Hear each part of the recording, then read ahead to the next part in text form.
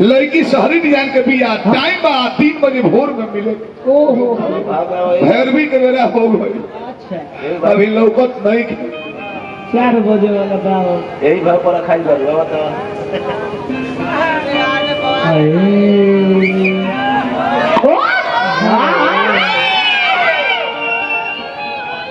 का बुरा ताल चलिए दब गई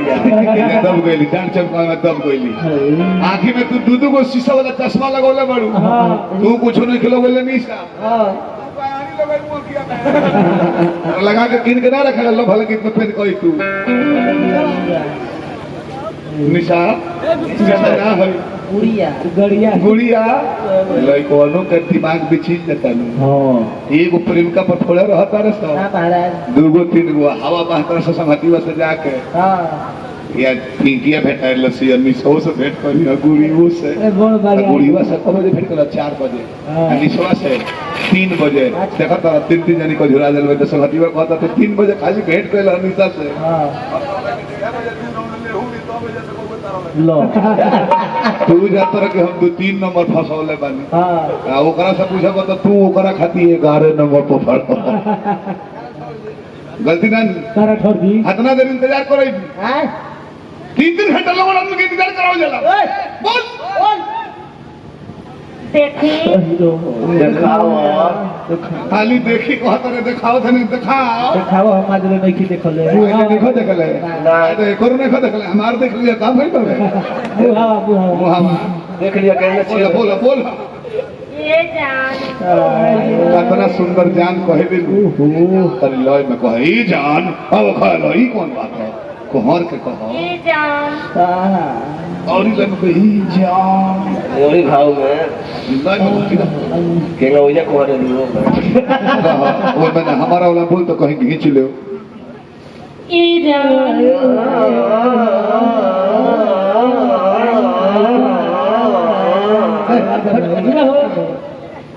हेलो अरे हेलो जान को हती आई हमारा मजा होता तू लो इतना कहे तो मैं कहत रहा सुखले जा बुझाता सुखले जाता जिंदगी एक बार हरी कहे तो मैं कहता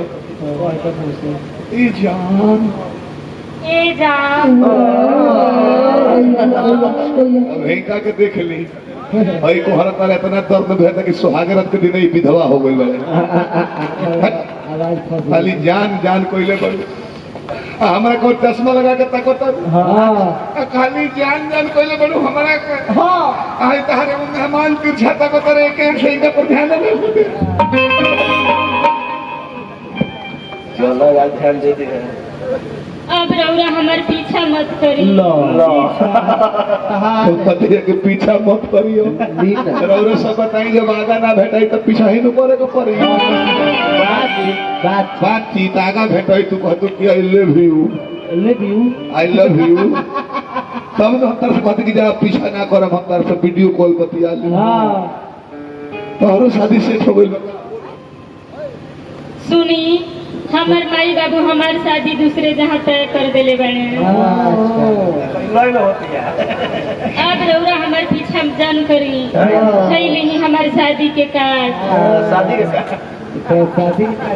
शादी के कार्ड हो रहे शादी के कार्ड हो तेरा दादी के कार्ड है दादा के दे खनहार भी है के जोर कहे कि रौरा हमार शादी में जरूर आई लय में होता खुली हम अपन दूल्हा में माला डालब तो हम जानब की रौरी में डालत नहीं अपना दूल्हा में डालू तो जानबू कि हमारे में डालत ठीक है हम हो जाता निश्वास से ब्याह करे हम ओकरे में डाले तो जानब कि तोरे में डालत नहीं मालवा जो डलाई तो